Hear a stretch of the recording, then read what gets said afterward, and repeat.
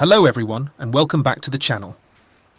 Today, I wanted to make a video about why I love No Rest for the Wicked. Originally, I called this a review, but in many cases review should be deep dives into a game that looks at all the elements, and review those. I wish I had the time to do this properly, but I do believe these videos can be valuable. Reviews often assess the overall quality of a game, while in many cases, you might enjoy a game for just one element. For example, you might love a game solely for its combat, making it worthwhile even if other aspects are less impressive. That's the approach I want to take with these videos. I aim to explain why certain games work for me, and perhaps you'll see yourself in that, which could be helpful. Additionally, I want to make the game loop very clear. It's crucial that you know what to expect in terms of how it works. That's how I approach these videos, by making the game loop very clear, and then explaining under which circumstances, with what parts, you will enjoy the game. I wish I had the time to do this properly, but I do believe these videos can be valuable. Reviews often assess the overall quality of a game, while in many cases, you might enjoy a game for just one element. For example, you might love a game solely for its combat, making it worthwhile even if other aspects are less impressive. That's the approach I want to take with these videos. I aim to explain why certain games work for me, and perhaps you'll see yourself in that, which could be helpful. Additionally, I want to make the game loop very clear. It's crucial that you know what to expect in terms of how it works.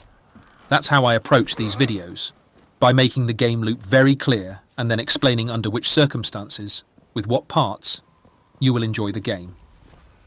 The first video in this format will be about No Rest for the Wicked, an action RPG that launched in early access on Steam on April 18th.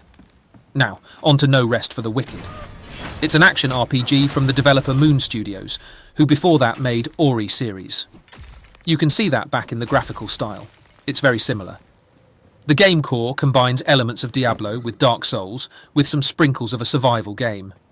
In the first 2 hours or so, you work your way towards the main hub called Sacrament. From that point, you do quests, bounties, and challenges. The hub works very similarly to the hubs you see in Diablo. Exploration during these quests is recommended to ensure you have enough resources. Those you get in a survival game type of way by chopping trees and chipping rocks. With these resources, you can upgrade stores in Sacrament that get you unlocks. This is roughly what you can expect from the game in terms of the game loop. Before I go any further, I hope you would consider liking and subscribing. It would count as your good deed of the day. But no, seriously, it would mean a lot. What makes this game different is that it's not just another Diablo or another Souls game. The combination of the two makes it very unique. Action RPGs have traditionally huge amounts of enemies, and for me, that always breaks down the immersion with the world a little bit. I don't see it as a negative thing. I mean, these games are built to battle huge amounts of enemies, and that works great. But in terms of immersion with the world, it doesn't help. It feels much more like a playground for a game. No Rest for the Wicked only throws a handful of enemies at you, which makes the immersion much stronger. In terms of Souls-like games, I have only played Elden Ring longer than 30 hours, because I'm just not good at Souls-like games. Besides that, when I fail over and over again, I always feel like the only thing I could have done better is to understand the combat of the game better, and be better at that. I played Elden Ring longer because of the ability to grind out enemies, giving you another option to win. The difference in No Rest for the Wicked is that at least I felt like I had multiple options to improve and to be different. I could out-level like in Elden Ring, but on multiple occasions early on, I made changes to my gear and how my build worked that made a crucial difference.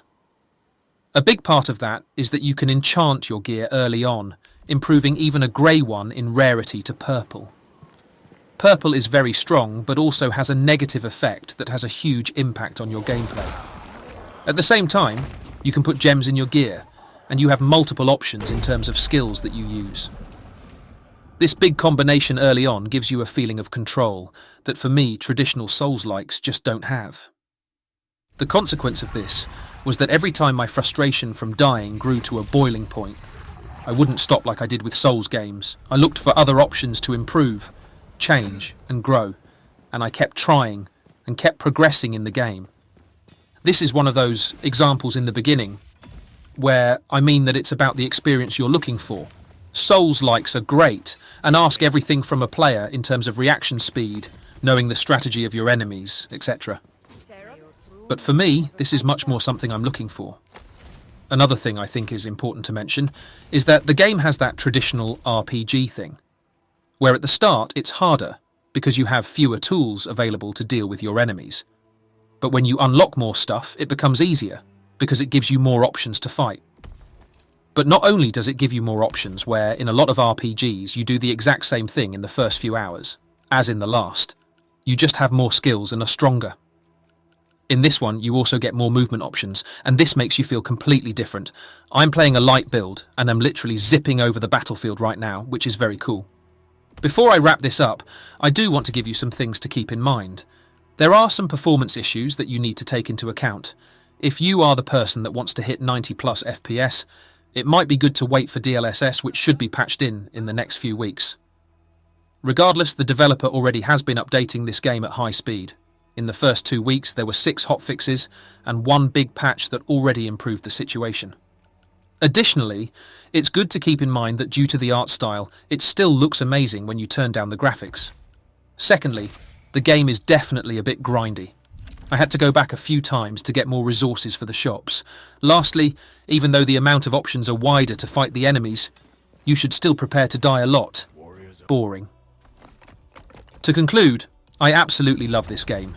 After years and years of gaming, I'm starting to see more and more similarities in games. That always makes it refreshing and exciting when something comes along that feels completely unique.